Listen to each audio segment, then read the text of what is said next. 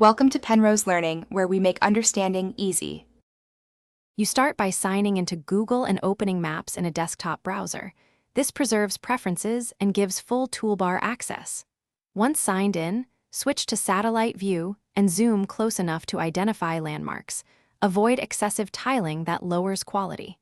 Make sure to disable labels if you want a clean image and position the viewport where you need maximum detail.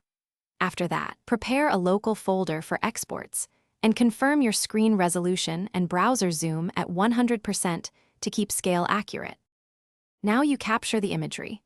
Open Developer Tools, F12, and monitor network tiles while panning at max zoom so you collect all tile requests. Save those PNG tiles locally. Once you have the grid, use an image stitching tool or Photoshop with precise X, Y offsets to assemble the full image. This preserves the original pixel data. Make sure to keep tiles in correct order and name them consistently. If using an automated stitcher, verify overlap settings before running to prevent seams. Finish by cropping precisely to your target bounds and performing gentle color correction. Avoid heavy sharpening until after export since it amplifies artifacts.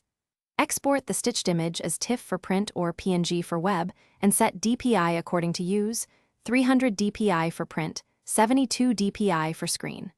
Once done, verify georeference visually or with a map overlay. If you see seams or corrupted tiles, clear your browser cache, recapture the affected area at the same zoom, and restitch. That usually fixes artifacts. Thanks for watching. If this was helpful, leave a like and consider subscribing. See you next time.